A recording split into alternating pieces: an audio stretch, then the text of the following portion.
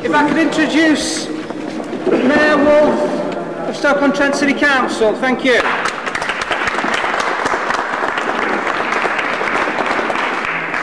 Well, good afternoon again, everybody. There's loads and loads of things about doing this job and accepting this honour of being the elected mayor of the city that I enjoy, but actually an event like today feels like one of the most enjoyable days. It does feel like almost a family event. It does feel like, Edie, you're my auntie for the day, and you're a lovely auntie to have, and friends, family around, and to be part of the cycling fraternity for the day. I think what Tommy Godwin can teach us, and can teach us particularly as we're trying to reinvent Stoke-on-Trent for the new century, we can look to someone who was a real succeeder.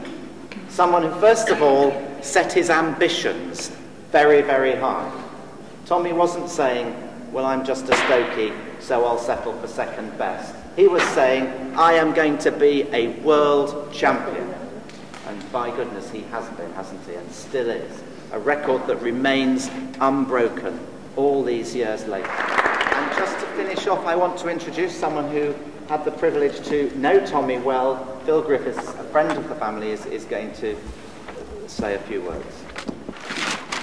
Slightly embarrassed to be here with greater champions than myself, such as Les, and also so many stone wheelers here that spent many a time riding at Tommy's side in the late 40s and the 50s.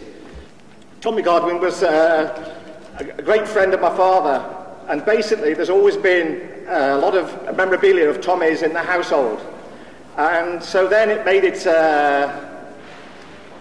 an honour to be here and to thank people on behalf of Tommy's family. So, Mike, you've just done a lot of it for me, so thank you to the Mayor and your office. Thank you, Mike, for making all this possible. You've already done got a few notes. The family asked me to thank Mould Art for their generous donation. Also to Mike Robson and the staff at the sports complex. So, and last but not least, to Edie and George,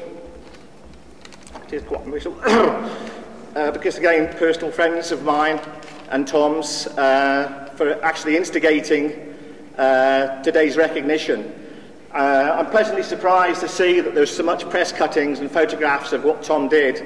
As a child, I'd heard all the stories, but I knew Tom, and he was a hard man, but so modest.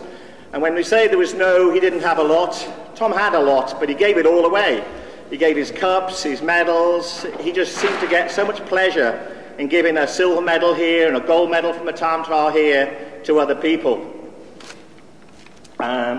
So the tales even of his ride and how exciting it was, I didn't realise that, well, I vaguely remembered there was actually 2 people went in the same year, and they were both sponsored by major companies such as Raleigh and Sturmey Archer. And basically the competition between them, but Tom was such a hard man. I mean, the mileage he did in his peak weeks, and this was under the scrutiny of Cycling magazine and the press. There was announcements every day of how he was getting on, and obviously he was looking for favourable winds and where he could go. The photograph of him putting his postcard in to record his daily mileage, his sealed speedometer from Cyclo, a special 4-speed gear which wasn't available at the time from Sturmey Archer, and obviously his rally bicycle. So the man was a legend in his own time, and he has now been recognised in Stoke-on-Trent for his feats. But basically, even after the war, Tom would say to the Stone Wheelers lads, come on, we're going to the Rickmansworth dinner, where he was based for his record ride, and off he would go with his Stone Wheelers lads. And as proof of how hard and different he was, none of the Stone Wheelers could actually get down to London and back with Tom. He was just like burnt, not deliberately, but he was just so hard. They would drop off on the way back to Coventry and put certain members of the club back on the train. I think my father passed out in Lichfield, and to come round with Tom giving him some water, and my dad, in the middle of the night, my dad's going, Tom, like, oh, thank you for the drink, like, where's this drink come from? And then as my father got up to continue his ride, he realised he was outside the Lichfield Cemetery. Tom had been in, taken the flowers to one side, brought the water, and off they'd go. But this was a typical sort of event in Tom's. This is how Tom was. So modest, but so hard, and very, very determined. He was the coach and mentor to the Stone Wheelers in the late 40s and 50s. And Tom would always tell a tale to push more and extract more pain or more speed from the Stone Wheelers members. So basically, he'd always say to my father, on Madeley, you're down, when my father was probably 20 seconds up or more.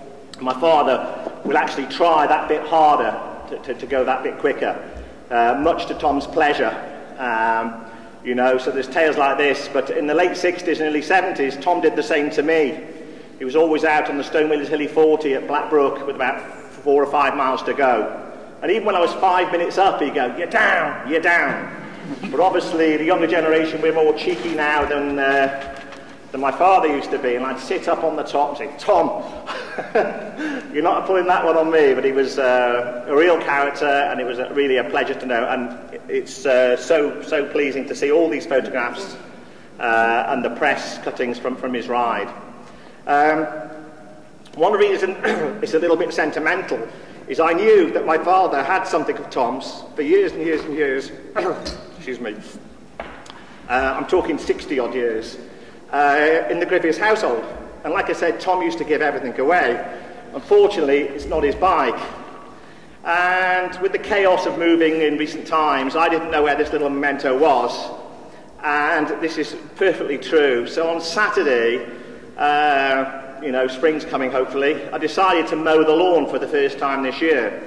So I opened the garden shed to get the mower out, and I saw an old cup of mine, because I don't particularly, you know, I wanted some cups, and a bit like Tom, they're stuck away somewhere in the garden shed. And out of the top of this cup, I could see a black little thing sitting out, and straight away I thought, I cannot believe I found this like 2 days before the presentation. And it's actually the plaque that Raleigh did. So when Tom's bike went round all the bike shops in the country and went into, like, on show and displays at the shows, it was the plaque they put on the bike.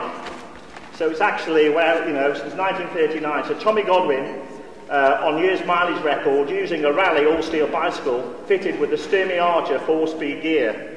So that was actually fitted in the triangle under his frame and went all round. And later Tommy just think nothing of it. The bike obviously Raleigh wanted for shows, etc. and exhibitions. And Tom just casually gave this to my father in like 1945, 46, 47 or something, and it's been in our household ever since. My father passed away some years ago, but that's going nowhere. I mean, that's been a treasured possession.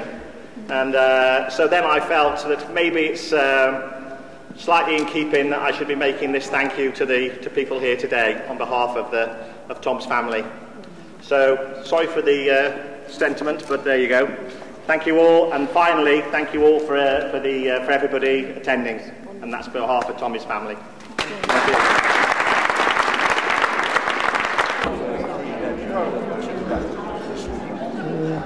Tommy was just a phenomenal person to know, and he made a big difference to our lives. It's in the Guinness Book of Records. It's not quite the same. Potteries have recognised him now, and it's been a lovely day for all of us who remembered him to see him really recognised at last.